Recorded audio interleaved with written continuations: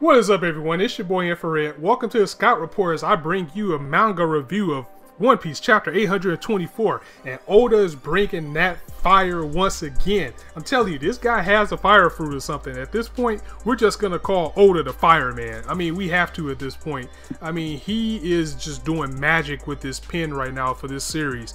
And we pick up where we left off from last week, with Luffy and the crew shocked that the Revolutionary Army was taken down by Blackbeard after what they read in the paper. The loss of the Revolutionary Army is not too much details on it, but the paper says that Blackbeard was there. He fought the revolutionaries as well as Cyberpool, and then he made his escape. And details are sparse from it from there. But the part that was most interesting is that here we learn that Luffy never knew that Dragon was his father. Nami pretty much mentions that she remembers Garp saying that his father was Dragon.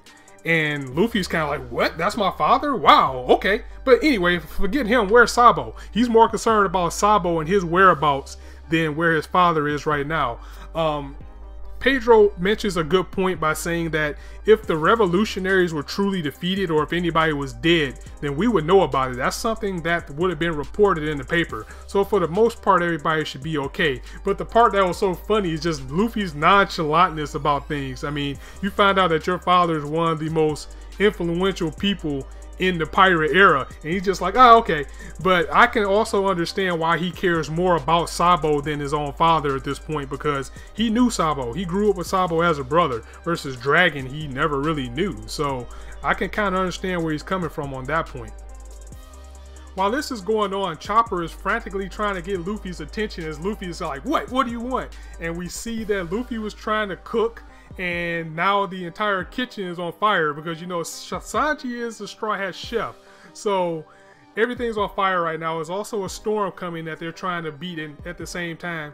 While that is going on, we get zipped back to Zoe as we see Duke and the rest of the Minks, and they're talking about Carrot, who was stowed away on the ship with Luffy and the crew. And they're actually not mad that she's with Luffy. Now they expected her to one day branch out and do things on her own. So with her going off and being with Luffy, they're 100% confident that she'll be okay, and they're happy for her. However, Duke is on guard because he's wondering how Jack was able to find out where they were to begin with. And it's possible that they used a Vivid card. But how was that possible, and where did they get it from? So he's standing guard because he has a feeling that things aren't over with Jack. As we get to the bottom of the sea and see Jack is still at the bottom in the rubble and his mask has been removed. But Jack is a devil fruit user, right? So how is he underwater? Because he's a fish man. What? Not only does this dude has a legendary Zoan fruit, but he's also a fish man? So he's just under there right now because the devil fruit ability is like weak underwater, so he can't do anything, so he's stuck and can't move. But he's a fish man, so he's able to breathe and he's okay. So he's just underwater biding his time, waiting on somebody to show up and get there and come rescue him. Now here's where things really pick up for the chapter as we finally get back to Kaido and get to see what he's up to. We've seen the rubble and the carnage that Kaido has caused against the alliance of Kid, Basil Hawkins, and Appo, as we found out that Appo was actually working for Kaido at this point and was relaying information back to him. We get an interesting character bit with Kaido as one of his members mentions that Jack has not only failed to free Doflamingo from going to prison, they also lost the Smile Factory. So Kaido takes a swig of his drink and he's actually crying, and everybody's saying, oh no, he's a sentimental drunk right now.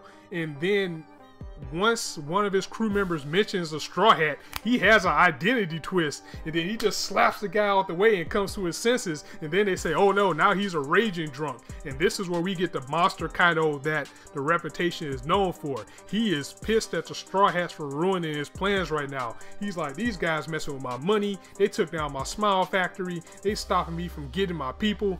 These kids and these pirate games, this worst generation, I'm tired of the games. I'm about to take these guys out, starting with Luffy and Law, as he is on his way moving forward to going around and crushing these guys. At this point, Kaido's not going to wait for them to come to him. He's about to take the fight to them, and we've seen what type of indestructible monster he is, so it's going to take a lot of people to take this guy down. It also gives confirmation that in that cage, the person that was looking out the cage as the carnage was going on was actually Captain Kidd, who is laid up almost lifeless at this point as he's beaten to a pulp.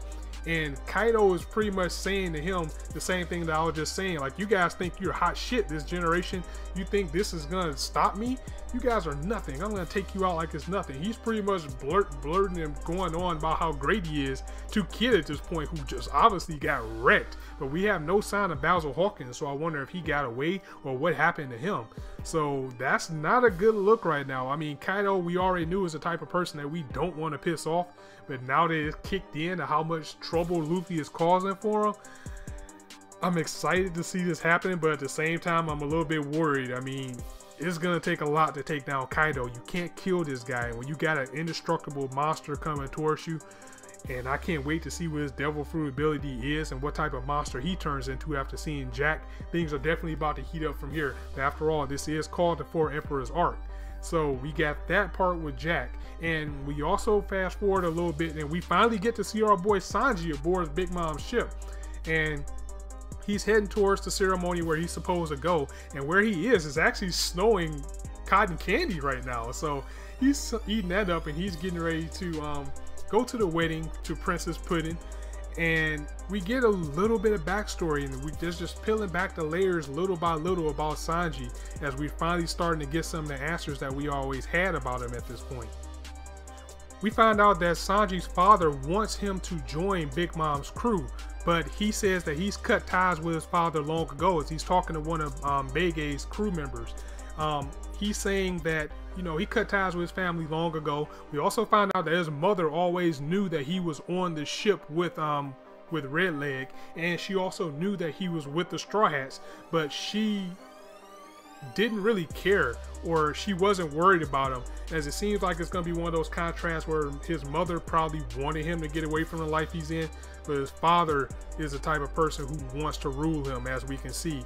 And he ran away at a pretty young age, so I can't wait to see what happened and what caused this type of thing to transpire. And we get a little bit of well, not characterization, but we get a little bit of justice, or a sense of justice, in Sanji. As you know, they're saying you're part of this assassin family, so it's time for you to take on your true lineage. As he says, I will refuse to use these hands for anything but cooking, which kind of backs my theory. I think that being from an assassin family, the reason why Sanji only uses kicks, because he probably got some lethal hands. He probably got some death touches or something that I can't wait to see. That's gonna definitely put him up there with Zoro and just solidify the Monster 3, and it's gonna make him dangerous if that is indeed the case, that all this time he has abilities, or he has some type of abilities to use with his hands. He just doesn't want to do so because he doesn't want the life of an assassin.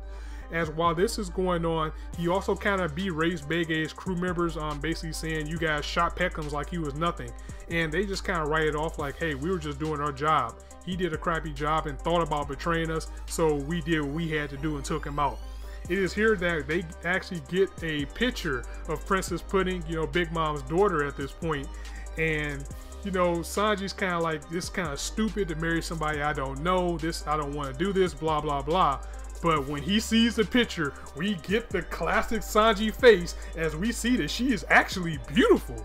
And this is what a lot of us has been speculating, that she's gonna be beautiful, just because, you know, looking at Big Mom, and we know how these things work, we expected her to be ugly, but she is very pretty. And it looks like Sanji, when he sees her, he's gonna be like, pudding swan, and he might even go through with it and marry her, or at least escape with her and do something like that. So I'm very excited to see where that goes.